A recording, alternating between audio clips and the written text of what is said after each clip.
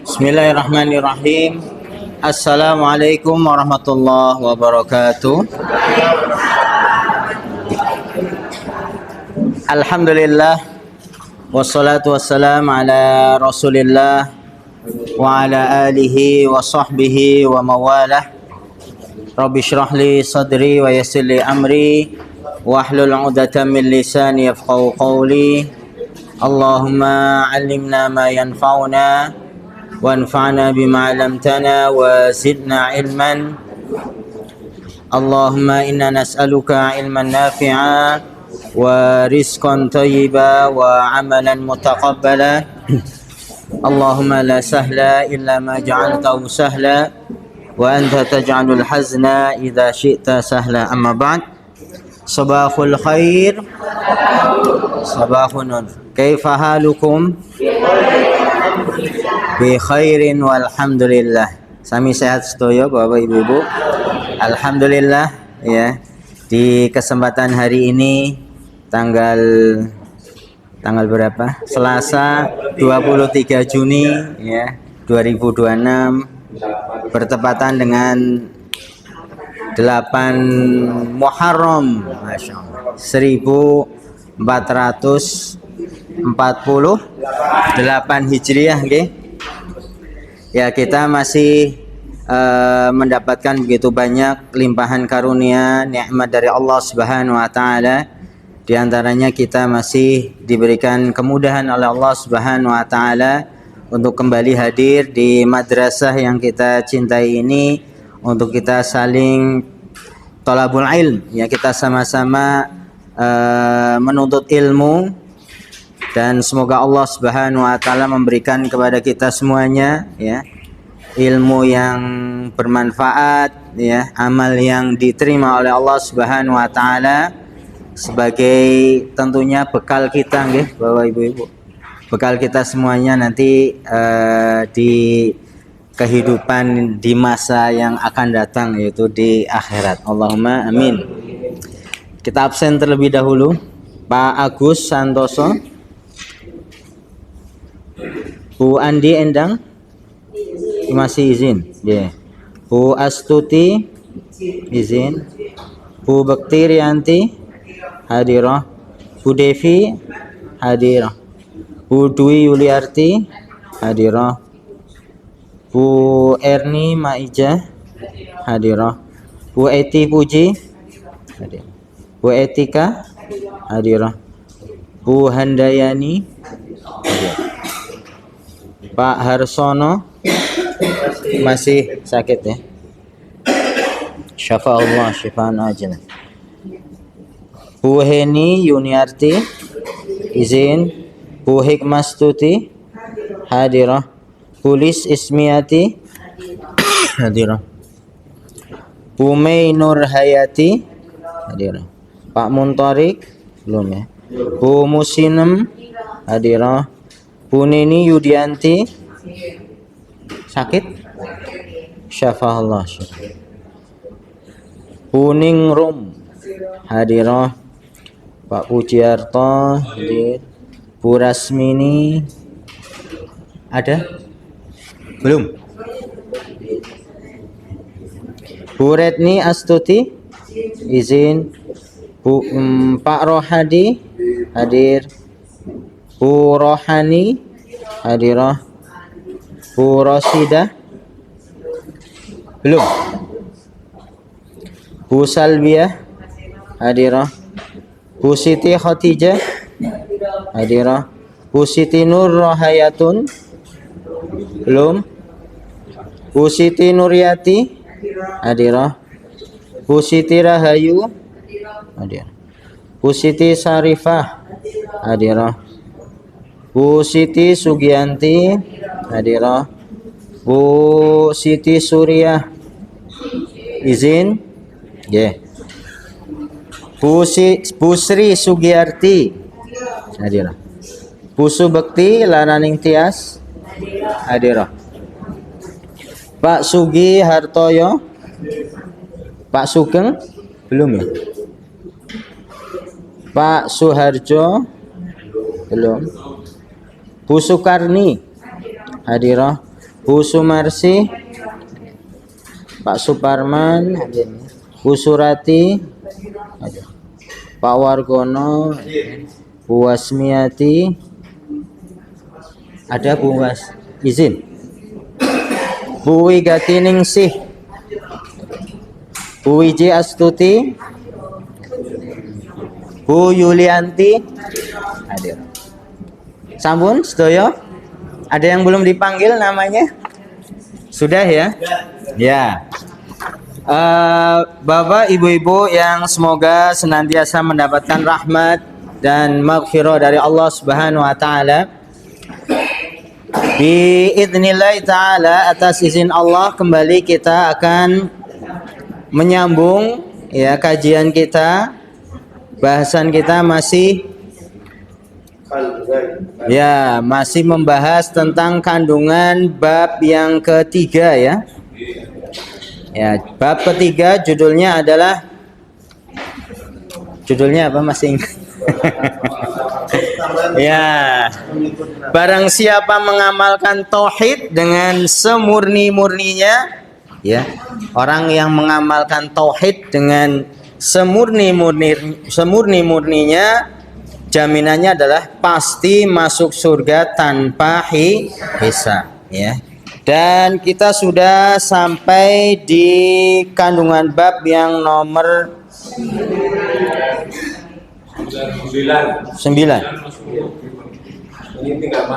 Ya.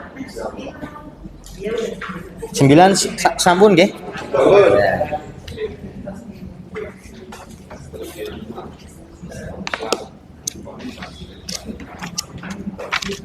Ya. Nah, ini terakhir bab 9 nomor 9 poin 9 adalah keistimewaan umat Islam dengan kuantitas dan kualitas ya. Jadi umatnya Nabi Muhammad SAW ya, ini ya kita ya umat yang selain Nabi terakhir gitu nggih, monggo. Nabi yang terakhir, umat yang terakhir, tetapi diberikan banyak keutamaan, keistimewaan oleh Allah Subhanahu wa taala ya. Tidak hanya dari segi jumlah tetapi juga dari segi kualitas. Kualitas apa? Kualitas ya keimanannya kepada Allah Subhanahu wa taala ya. Kemarin kita sebutkan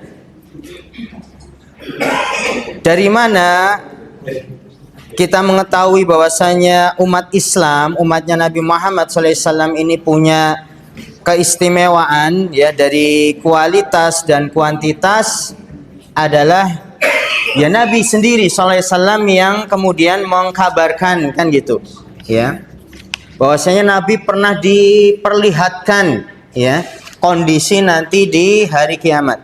Monggo ya. Ketika umat manusia semuanya Masya Allah, monggo Pak. Seluruh manusia dikumpulkan oleh Allah Subhanahu wa taala di mana? Di padang mahsyar. Ya. Dan dari hadis itu juga kita memahami kan gitu ya. Dan hadisnya memang sahih ya. Sahih berarti kan bisa dijadikan landasan, hujjah ya. Kuat kan gitu ya.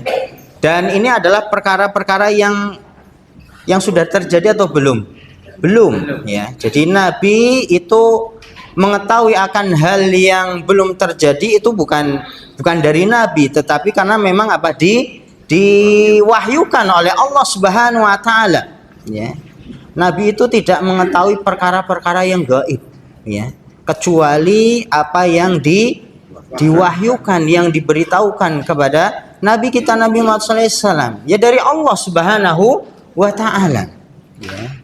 Jadi tidak benar ketika ada orang yang kemudian menganggap Nabi ya, menganggap Rasul kita Muhammad SAW itu mengetahui perkara-perkara yang gaib. Itu sama sekali tidak benar ya. Dan nanti di dalam hadis yang lain juga disebutkan ya, pernah ya suatu ketika Nabi itu didatangi oleh malaikat Jibril. Ya, ini hadisnya sangat masyhur ya. Masyhur itu artinya apa? Ya terkenal gitu ya, banyak didengar ya. Yaitu berbicara tentang iman, ya Islam dan ihsan ya. Berbicara tentang apa? Ya, iman, Islam dan ihsan ya. Monggo, Pak. Alhamdulillah. Ya. Jadi malaikat Jibril itu pernah datang ya menemui Nabi dengan wujud manusia ya, dengan wujud apa? Manusia. Nanti disebutkan pakaiannya putih kan gitu ya. Tidak terlihat apa namanya bekas orang yang melakukan perjalanan jauh kan gitu ya. Dan orang-orang yang ada di sekitar Nabi itu nggak mengenali orang itu kan gitu. Berarti kan bukan orang Madinah, orang penduduk Madinah. Tetapi kok nggak menampakkan kalau orang itu apa? Habis melakukan perjalanan jauh. Ya kalau zaman dahulu orang habis apa namanya perjalanan jauh kan kelihatan gitu ya, mungkin bajunya apa namanya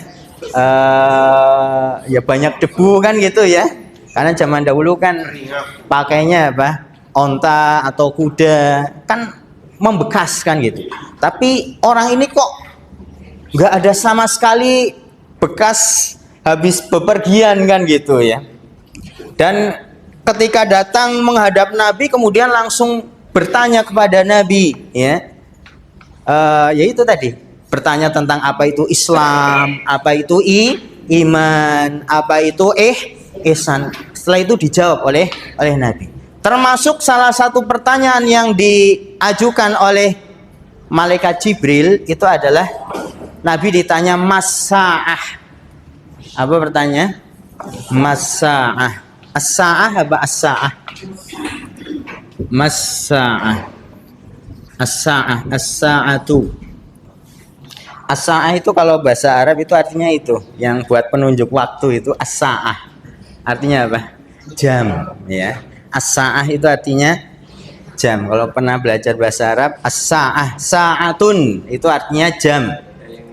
Nah, mau tanya jam berapa? Kamis sa'ah. Jam berapa sekarang? Ya. Itu apa namanya menanyakan waktu. Tetapi as-sa'ah yang dimaksud oleh malaikat Jibril itu bukan nanya jam berapa ya Nabi, bukan kan gitu. Apalagi zaman dahulu belum pakai jam Nabi ya. Tapi yang dimaksud apa as-sa'ah? As-sa'ah itu adalah artinya hari kiamat.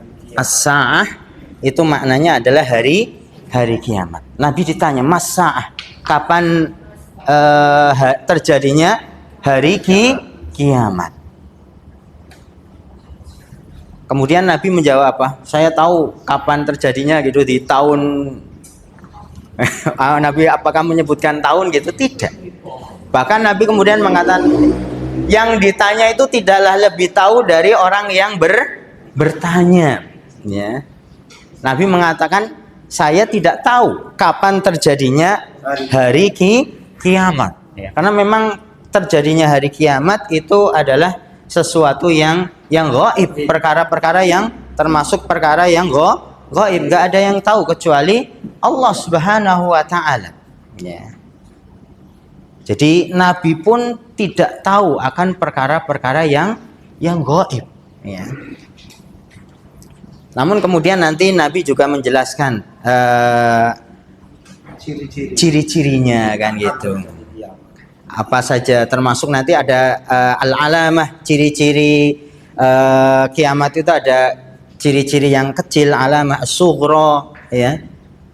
Apa kira-kira contohnya alamah al-qiyamah, tanda-tanda kiamat yang kecil ya, termasuknya ada betul ya, wanita menyerupai laki-laki, laki-laki menyerupai, ada banyak, ada sih sudah.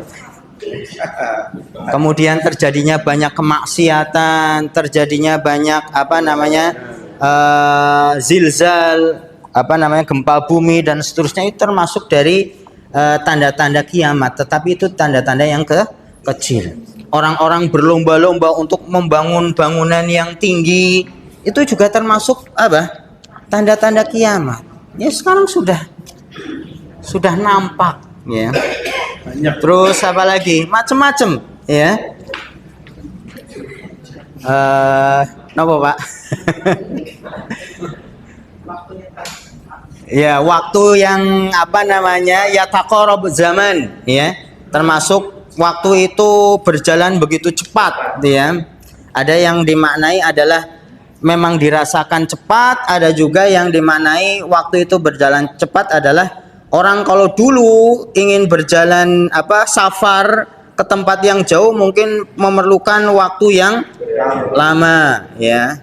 Orang Indonesia mau haji ke Mekah zaman dahulu berbulan-bulan. Iku tahun pinten nggih? Tahun berapa, Bang? 70-an mungkin ya, 60-an. Ya, kalau yang masih 70-an masih ya, Pak ya. Mungkin buyut ya, Pak. Ya, orang naik haji itu sampai berbulan-bulan. Namun sekarang berapa jam? 10 jam. Berapa? 12 jam ya. Ya sekitar itu ya. Orang dari Jakarta ke Jeddah sana ya dalam hitungan jam ya. Ini juga yang dimaknai ya taqarrab zaman, itu artinya waktu itu semakin mendekat, diantaranya adalah orang itu bisa bepergian jauh ya dengan waktu yang singkat ya. Maka kalau berbicara tentang tanda-tanda kiamat kecil maka sudah banyak ya. Namun memang kalau tanda-tanda kiamat yang besar itu belum ya. Belum seperti apa? Dajjal. Ya, munculnya Dajjal ya. Nanti juga munculnya Imam Mahdi ya. Termasuk juga adalah turunnya Nabi Isa alaihissalam, itu dikabarkan. Dan itu sudah menjadi tanda-tanda kiamat yang kubro, yang besar. Termasuk juga nanti ada yang namanya rih. Rih itu semacam rih itu angin ya. Angin yang kalau itu dihirup oleh orang yang beriman, yang di dalam dadanya ada keimanan, maka orang itu akan meninggal. Itu juga dikabarkan. Jadi memang nanti terjadinya kiamat itu yang mengalami itu adalah asrarun nas ya. Sejelek-jeleknya makhluk. Ya, jadi kalau orang yang beriman itu sudah meninggal ya. Makanya nanti ketika termasuk tanda kiamat yang besar adalah terbitnya matahari dari barat, itu ada orang kemudian ingin bertobat kan gitu, tapi sudah sudah tidak berguna lagi tobat. Ini nanti kalau membahas tentang kiamat ya as-saah tadi ya, artinya bukan jam tetapi adalah hari kiamat. Maksudnya adalah Nabi pun tidak mengetahui akan perkara-perkara yang gaib. Kok malahan ada orang yang kemudian tahun 2002 sudah lewat ya, ternyata enggak. Ada yang merawat dari mana? Ini tentunya adalah kedustaan ya. Dan itu adalah siapa yang ya. Dan ini nanti masuknya juga ini kesyirikan yang besar. Nanti maksudnya iddia ilmul ghaib, mengaku-ngaku mengetahui perkara-perkara yang gaib ya, yang padahal Nabi sendiri, orang yang paling dekat dengan Allah pun tidak dikasih tahu ya. Maka ya kita sebagai orang yang muslim, orang yang belajar akidah, maka tidak kemudian mudah untuk terpengaruh gitu ya. Wah, ini akan terjadi kiamat mungkin 2030 umpamanya. Ini dari mana? Maka hal-hal seperti itu tidak kemudian dipercayai kan gitu ya. Karena tadi nggak ada yang tahu pasti ya kapan terjadinya kiamat sampai Nabi kita Nabi Muhammad SAW. Ya. Nah tadi ya bagaimana Nabi kita mengetahui bahwasanya umatnya itu adalah umat yang punya keistimewaan, keutamaan, itu juga adalah informasi itu dari siapa? Dari Allah Subhanahu wa Ta'ala. Ini poin yang ke-9 yang terakhir ya, yang kita kaji gitu ya. Nah, poin yang ke-10, ini poin ke-10 adalah keutamaan siapa? Pengikutnya Nabi Musa alaihissalam. Ya, ini disebutkan di poin yang ke-10. Penulis mencoba untuk menyebutkan bahwasanya umatnya Nabi Musa pun adalah punya keutamaan, keistimewaan. Ya, dari mana poin yang ke-10 ini? Ini poin yang ke-10 adalah dari hadis juga sama. Ya, ketika Nabi SAW diperlihatkan umat kan gitu ya, seluruh umat ya, maka yang pertama kali dilihat adalah apa? Ya, sawadul a'zam ya, seperti awan yang hitam. Maksudnya itu adalah gambaran banyaknya orang, yang mana Nabi pertama mengiranya itu adalah umatnya Nabi kan gitu, karena jumlahnya banyak. Tapi kemudian dikatakan itu bukan umatmu wahai Muhammad, itu adalah umatnya siapa? Nabi Musa alaihissalam. Ya, ini di dalam hadis ini yang halaman 13 ya, itu kan ada ya, idrufi ali sawadun azimun ya. Ini kalau bahasa Arabnya, kalau terjemahnya ada di bawahnya ya.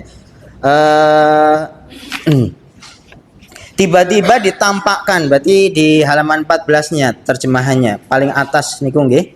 Tiba-tiba ditampakkan kepadaku suatu kumpulan orang yang berjumlah banyak ya. Idrufi ali sawadun azim fadhanantu annahum ummati. Nabi mengira bahwa mereka itu adalah umatku ya. Faqilali, tapi kemudian dikatakan kepadaku ya, hadza Musa wa qaumuh ya. Ini adalah Nabi Musa dan kaumnya. Ini dalil yang menunjukkan akan keutamaan pengikutnya Nabi Musa. Jumlahnya juga banyak ya.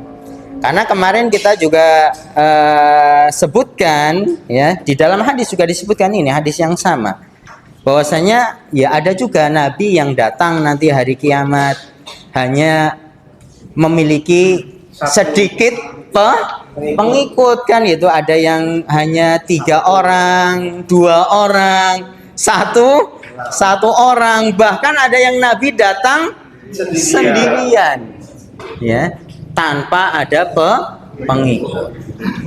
Tapi sekali lagi itu bukan kemudian menunjukkan Nabi itu sudah gagal di dalam berdakwah, bukan ya. Walaupun umpamanya nggak ada pengikutnya, itu bukan menunjukkan bahwasanya Nabi itu gagal. Karena Allah sudah memilih ya, dia sebagai Nabi itu sudah menjadi kemuliaan ya. Dan tugas Nabi itu kan apa? Menyampaikan ya. Nabi Muhammad juga seperti itu ya. Tugasnya itu hanya apa? Menyampaikan ya. Illal balagh. Ya, ini nanti di dalam ayat juga disebutkan seperti itu ya. Bahwasanya aku diutus itu ya untuk menyampaikan, mengajak ya.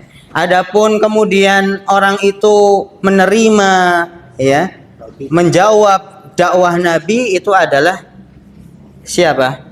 Pemberian dari Allah. Mungkin yang pernah kita sampaikan ya, hidayah itu kan ada 2 ya. Ada hidayah apa? Irsyad ya. Ini artinya irsyad wal bayan, orang itu mengajak, menjelaskan hal-hal yang baik ya. Terus menjelaskan pula hal-hal yang buruk, kemudian mencegah ya. Namun kemudian orang itu menerima atau tidak, itu nanti apa? petunjuk dari Allah atau yang disebut dengan hidayah taufik. Para nabi juga sama seperti itu Bapak Ibu, ya. Jadi kewajiban itu apa? Hanya menyampaikan. Ya.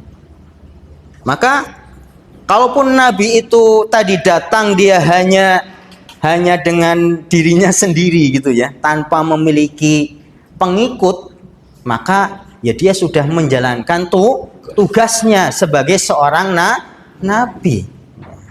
Adapun kemudian tadi Nabi Musa ternyata pengikutnya banyak. Nabi kita Nabi Muhammad SAW juga pengikutnya lebih banyak lagi. Ini adalah keutamaan ya yang diberikan dari Allah kepada nabinya ya. Tentunya kan ketika Nabi Musa atau Nabi kita mendapatkan atau memiliki pengikut yang banyak, itu juga adalah menjadi apa? Nanti disebutnya adalah tasliyah, sebagai ya kesenangan, kegembiraan ya. Seperti halnya umpamanya Bapak Ibu mengajak gitu ya, menasehati anaknya kan gitu ya, atau menasehati cucunya gitu ya. Apa yang dinasehatkan itu ternyata didengar, kemudian diikuti kan gitu ya. Apa perasaannya? Senang kan? Senang ya. Ini kenikmatan ya dari Allah Subhanahu wa taala ya. Makanya nanti dijelaskan di dalam keterangan dari kandungan bab ya. Itu paling tidak ada dua ya, ada dua. Kenapa Allah Subhanahu wa taala kemudian menampakkan gitu ya kepada Nabi sallallahu alaihi wasallam jumlah pengikut yang banyak ya. Ini dikatakan paling tidak ada dua ya. Ini kalau boleh nanti berarti nyambung di poin yang ke-11 ya. Jadi nyambung ke poin yang ke-11, ini umat-umat telah ditampakkan kepada Rasulullah SAW ya. Ada yang tadi Nabi Musa banyak pengikutnya ya. Namun juga ada nabi-nabi yang sedikit pengikutnya ya. Itu nanti ada dua faedah ya. Ada dua faedah. Faedah itu artinya manfaat ya, manfaat atau ya tujuan. Kenapa kok di poin 11 ini nyambung poin 11 Allah menampakkan umat-umat kepada Nabi Muhammad SAW ya. Yang pertama adalah dikatakan tasliyatur Rasul alaihi salatu wassalam ya. Untuk apa? Menghibur Nabi.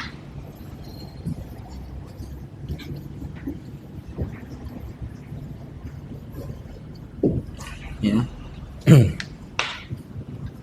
Sallallahu alaihi wasallam. Kalau disingkat itu. Ya baiknya jangan ya, karena doa ini ya sallallahu alaihi wasallam, kita mendoakan Nabi. Karena ya manfaatnya ya kembali kepada siapa? Orang yang mendoakan kan gitu ya. Sallallahu alaihi wasallam ya, menghibur Nabi ya. Tasliyah ya. Dan kalau tidak salah ini kan nanti momennya ketika ya di awal-awal Islam, bagaimana Nabi itu ketika di awal-awal dakwah itu kan banyak mendapati kesulitan kan gitu ya. Dakwahnya banyak ditentang bahkan oleh kaumnya sendiri, bahkan oleh orang-orang terdekatnya kan gitu. Seperti siapa? Abu Lahab ya, Abu Jahal itu orang-orang pentolan kaum musyrikin Quraisy yang itu menentang dakwahnya Nabi ya. Kemudian pengikutnya Nabi yang awal-awal itu adalah kaum du'afa ya, orang-orang lemah ya, orang-orang miskin, para budak itu kan banyak mendapatkan gangguan, siksaan, ya. Jadi memang di awal-awal dakwah Nabi itu berat. Namun kemudian untuk menghibur Nabi, maka Nabi diperlihatkan, ya, gambaran nanti di akhirat bahwasanya Nabi itu punya pengikut yang banyak. Makanya di antara tujuan ini poin 11, ya, umat-umat telah ditampakkan kepada Rasul sallallahu alaihi wasallam adalah untuk Nabi itu kemudian terhibur kan gitu ya. Karena kondisinya lagi susah, ya, sulit, maka dihibur, ya. Termasuk ketika di awal-awal Islam, ya, terjadi yang namanya peristiwa Isra wal Mi'raj, ya.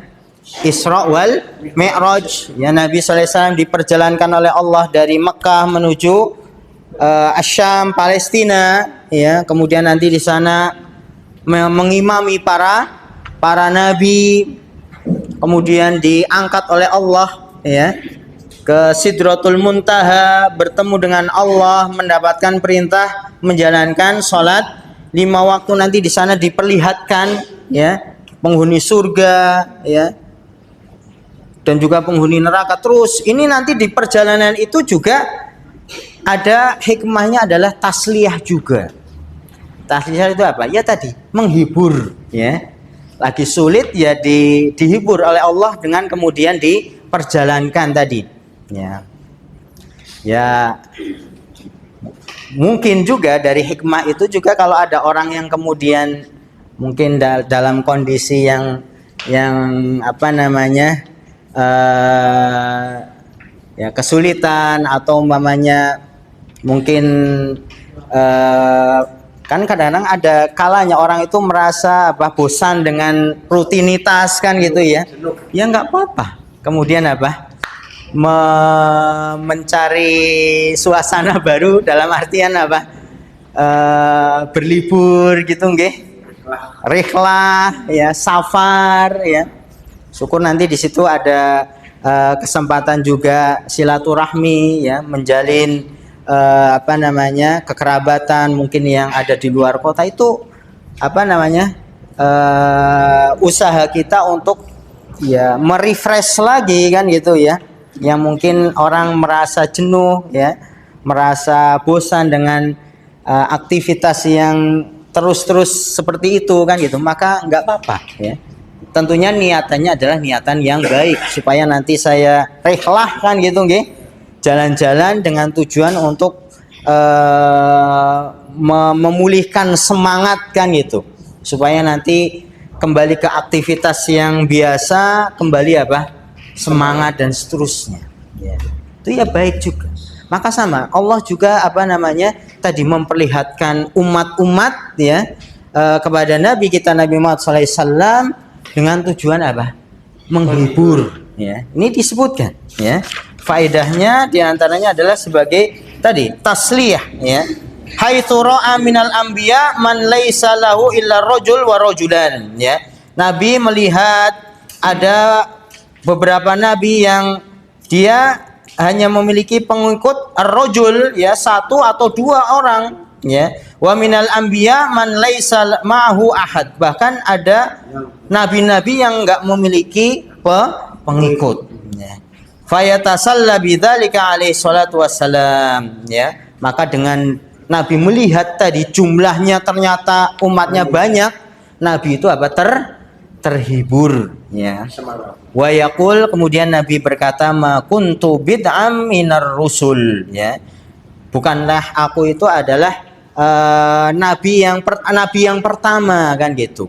Alias nabi kita itu ya sebelumnya adalah pernah diutus nabi-nabi dan rasul-rasul. Bahkan nabi kita adalah nabi yang terakhir, penutup para nabi dan rasul, ya. Jadi ini faedah yang pertama, ya. Dengan ditampakkan tadi itu adalah menghibur Nabi. Kemudian yang 2 juga ini disebutkan menjelaskan tentang keutamaan Nabi sallallahu alaihi wasallam, ya. Ini penjelasan tentang keutamaan Nabi kita, ya, Nabi Muhammad, ya, sallallahu alaihi wasallam.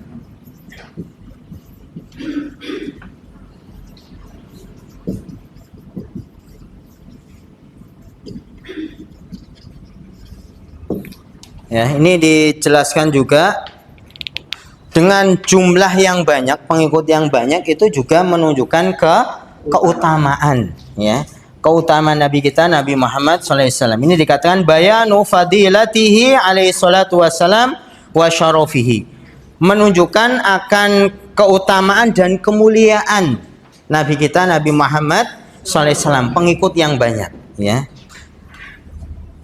Haitsu kana aktsaruhum atba'an wa afdalahum. Ya, dikatakan Nabi itu, Nabi kita Nabi Muhammad SAW adalah Nabi yang paling banyak pengikutnya dan paling utama.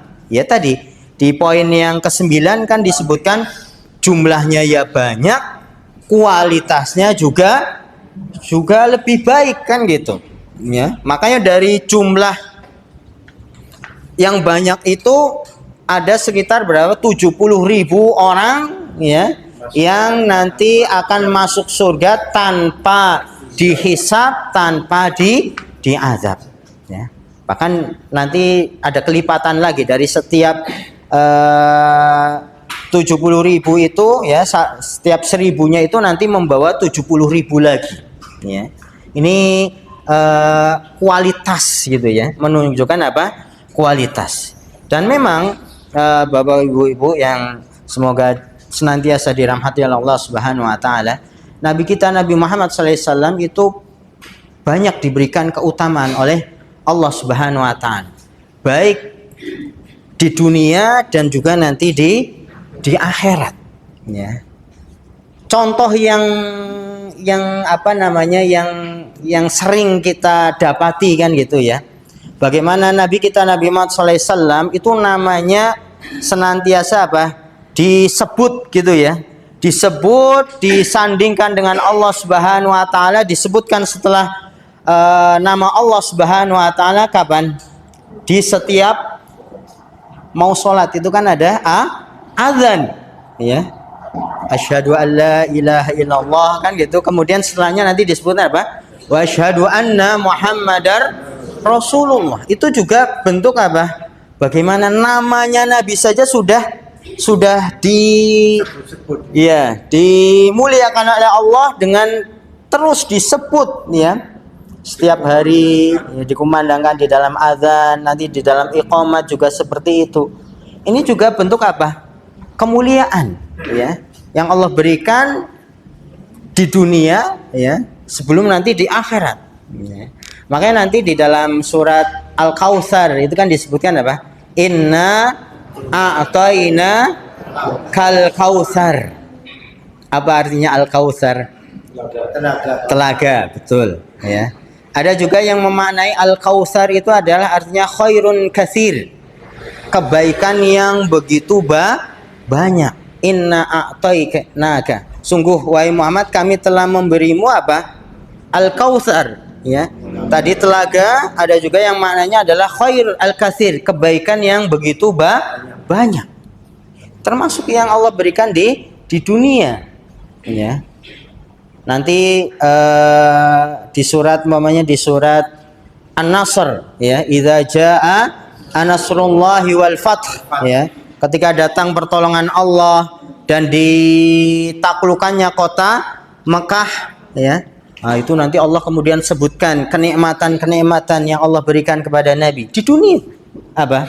Wa ra'aitan nas sayadkhuluna fi dinillahi afwaja. Engkau akan melihat, ya, orang-orang Arab pada saat itu apa? Berduyun-duyun gitu, ya. Berbondong-bondong masuk ke dalam agama Islam. Ini keutamaan, ya, nikmat dari Allah, ya. Idza jaa nasrullahi wal fath wa ra'aitan nas sayadkhuluna fi dinillahi afwaja. Maka ketika Nabi tadi disebutkan oleh nikmat, ya, di dunia dengan banyaknya orang yang masuk Islam, maka Nabi diperintahkan untuk apa? fasabbih, bertasbih. Fasabbih bihamdi rabbika, memuji Allah. Wastaghfir, dan mintalah ampun. Maka sama juga Bapak Ibu. Kalau kita juga banyak mendapatkan kenikmatan, ya, nikmat iman, nikmat Islam, nikmat ilmu, nikmat sehat, kesempatan, kekayaan, ya, wajah yang rupawan kan gitu ya. Ini maka kita banyak-banyak tadi bersyukur dengan tadi bertasbih kepada Allah, ya, dan bertahmid, ya. Makanya di doa pagi petang itu kan kita diajarkan untuk banyak bertasbih kepada Allah, ya. Subhanallah wa bihamdi, subhanallah wa bihamdi. Ini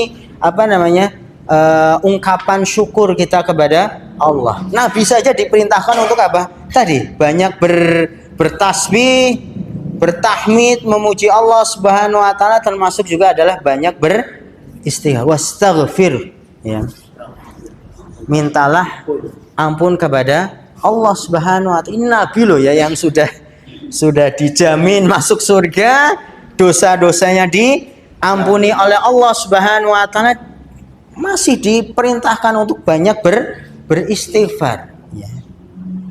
Dan nanti istighfar itu sendiri juga akan banyak mendatangkan manfaat, ya. Hati yang lapang, ya, kekuatan, ya. Ya, termasuk juga adalah betul ketenangan, kedamaian, rizki yang dilancarkan, ya, dan banyak sekali keutamaan dari orang beristighfar. Ya, di zikir pagi dan petang juga seperti itu. Beristighfar berapa kali? 100. Astaghfirullah wa atubu ilaihi, astaghfirullah wa atubu. Sudah diajarkan.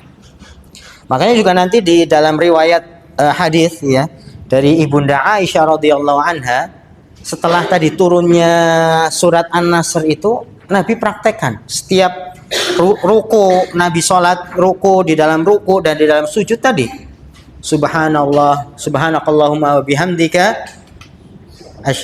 subhanakallahumma wa bihamdika, asyhadu an la ilaha illa anta, astaghfiruka wa atubu ilaih. Itu yang dibaca di dalam ruku dan sujud. Ya, persis tadi dengan ayat yang ada di dalam surat An-Nasr. Bertasbih, bertahmid, kemudian beristighfar. Itu yang dikatakan oleh Ibunda Aisyah menjelang akhir dari hayatnya Nabi, di dalam sholatnya itu tadi, ruku dan sujudnya tadi, tasbih, tahmid, dan beristighfar. Ini betul, masya Allah, ini adalah ya, Nabi pun yang mengajari siapa? Allah Subhanahu wa taala. Ya, kalau itu kemudian bisa kita, ya, harapannya ini yang kemudian kita biasakan kan gitu, nggih. Ya, supaya kita, ya, memang mengikuti apa yang menjadi petunjuk dari Allah Subhanahu wa taala. Ini faedah yang kedua, nggih, keutamaan dari Nabi kita Nabi Muhammad SAW, ya, dengan ditampakkannya umat-umat, ya, yang mana umat Nabi Muhammad itu jumlahnya banyak, ya. Sedikit mungkin ditambahkan di poin yang ke-10 tadi, ya, keutamaan pengikutnya Nabi Musa alaihissalam, ya. Memang Nabi Musa itu sendiri juga termasuk ulul azmi, ya, nabi yang punya kesabaran yang tinggi, kemudian kegigihan di dalam berdakwah, makanya disebutnya ulul azm, ya. Nabi yang punya tekad azm, ya, kesabaran, ya. Dan Nabi Musa ini kan nabi yang diutus di kalangan Bani Israel, ya, termasuk juga diperintahkan berdakwah kepada siapa? Fir'aun, ya. Dan di bulan Muharram ini tentunya ada momen gitu, ya, momen yang berkaitan dengan Nabi Musa alaihissalam, ya, ketika Allah Subhanahu wa taala, ya, menyelamatkan siapa? Nabi Musa dari kejaran Fir'aun. Kapan itu? Tanggal 10 Muharram ini, ya. Makanya kemudian yang dicontohkan oleh Nabi kita Nabi Muhammad SAW ketika mendapati tanggal 10 di bulan Muharram melakukan sunnah apa? Puasa yang disebut dengan puasa Asyura, ya. Berarti kalau sekarang tanggal 8, besok tanggal 9, monggo kalau mau puasa besok enggak apa-apa, ya. Tasu'a, ya. 10 Muharram, ya. Ya, awalnya Nabi puasanya ini tanggal 10 Muharram karena tadi diantaranya Nabi menyebutkan ketika Nabi itu hijrah datang ke Madinah mendapati orang-orang Yahudi itu mengagungkan ini hari ke-10 di bulan Muharram karena di hari 10 di bulan Muharram ini Nabi Musa alaihissalam diselamatkan oleh Allah dari kejaran Fir'aun, dan pada hari ini juga Allah kemudian tenggelamkan siapa? Fir'aun, ya. Maka ini kan sesuatu waktu yang momen yang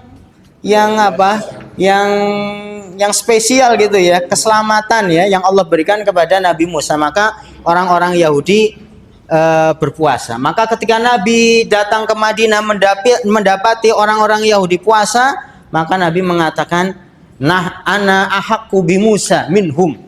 Kata Nabi, aku lebih berhak, atau kaumku, ya, aku dan kaumku ini lebih berhak, ya, terhadap Nabi Musa, alias karena setiap nabi itu kan dengan nabi yang lain itu kan bersaudara, ya. Al-anbiya itu para nabi itu bersaudara, ya. Maka Nabi mengatakan, ya, saya dan umatku itu lebih dekat kepada Nabi Musa, alias lebih berhak untuk mengikuti gitu ya apa yang kemudian Nabi Musa pada saat itu diselamatkan oleh Allah. Maka kami pun ikut senang kan gitu dengan kemudian melakukan puasa. Nabi akhirnya puasa di tanggal 10 Muharram. Adapun tanggal 9-nya yaitu besok itu di tahun terakhir ya sebelum Nabi wafat itu kemudian Nabi mengatakan kalau saya masih hidup di tahun yang akan datang ya maka akan aku tambah gitu ya, tidak hanya tanggal 10-nya saja tetapi aku akan melakukan puasa di tanggal 9-nya. Tujuannya adalah menyelisihi ya, menyelisihi orang-orang Yahudi.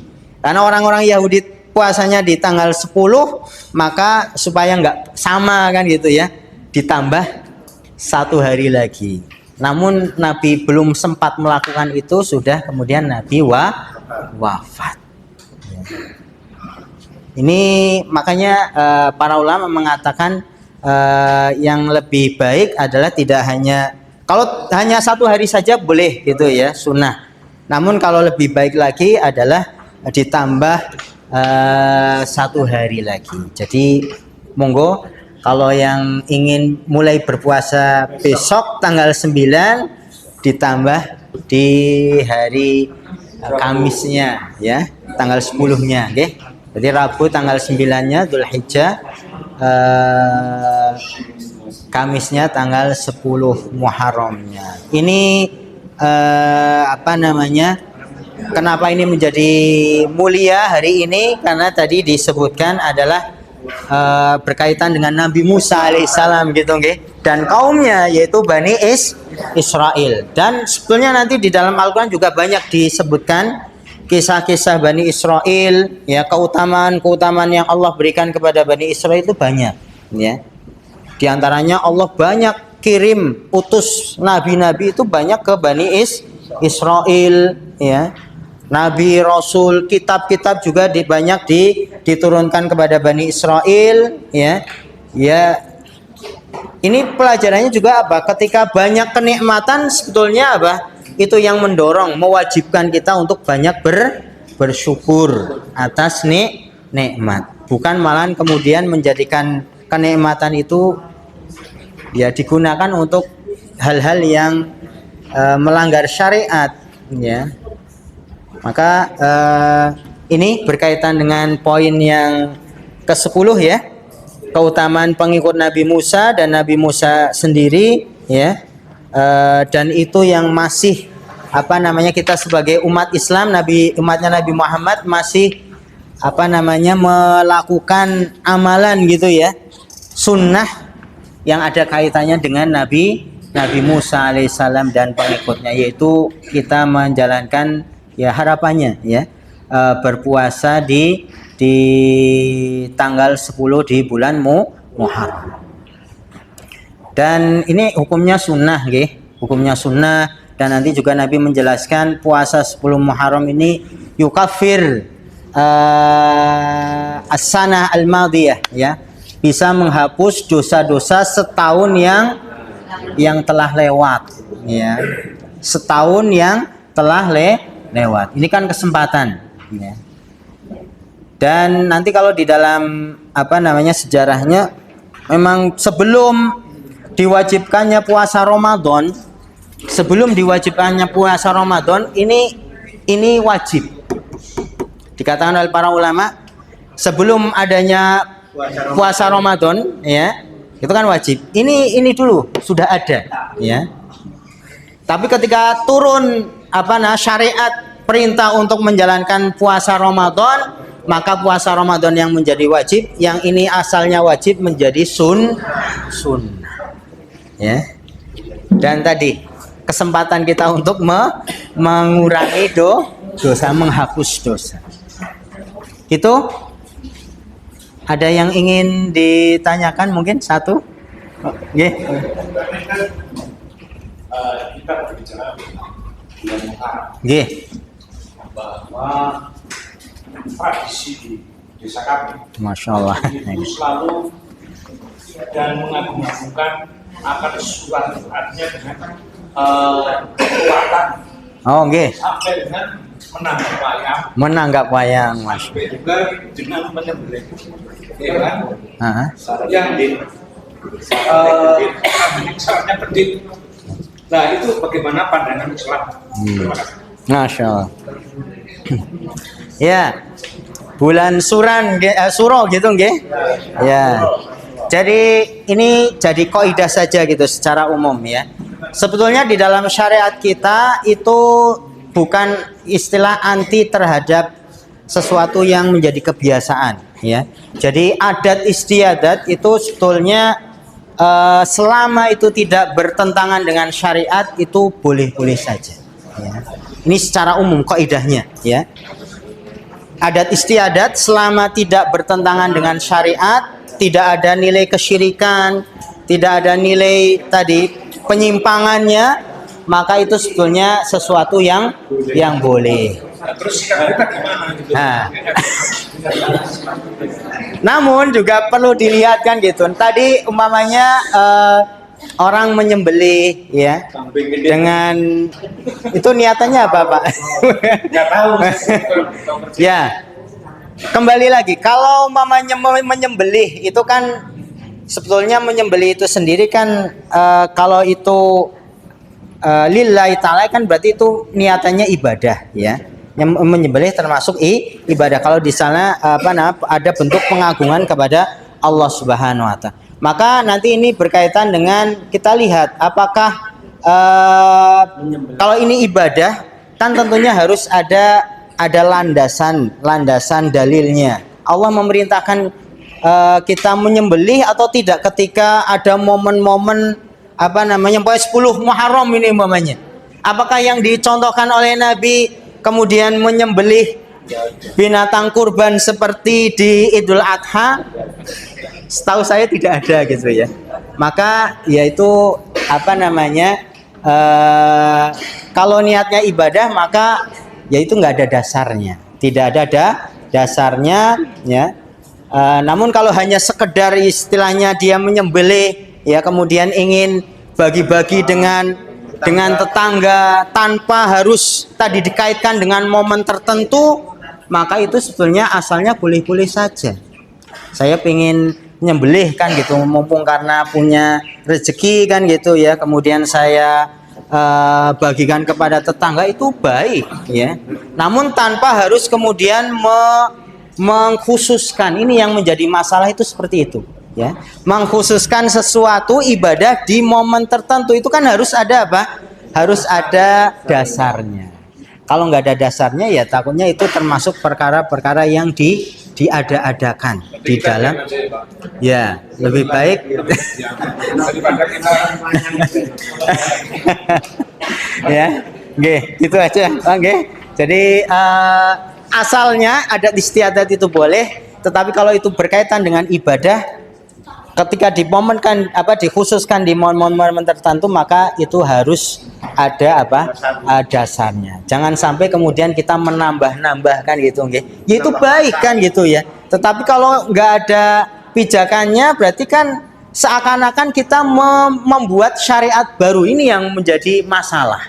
Ini yang menjadi masalah.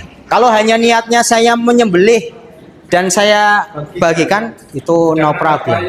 Nah, kemudian nanti ya kalau itu adat istiadat nggak ada sangkut pautnya dengan agama, nggak ada pelanggarannya ya nanti dinilai kan gitu. Apakah nanti di dalam wayang itu ada madorotnya atau yang lainnya, wallahu alam ya. Tapi secara umum ketika adat istiadat itu nggak ada bertentangan dengan syariat maka itu adalah hal yang mubah yang boleh. Gitu nggih Pak nggih? Nggih. Terima kasih ya. Semoga apa yang kita kaji pada hari ini berarti poin 10 dan 11 nggih. Ini menjadi kebaikan untuk kita semuanya. Allah berikan kepada kita, karuniakan kepada kita semuanya ilmu yang bermanfaat. Wallahu taala bisawab. Kita akhiri dengan doa kafaratul majlis. Subhanakallahumma bihamdika asyhadu an la ilaha illa anta astaghfiruka wa atubu ilaik. Assalamualaikum warahmatullahi wabarakatuh.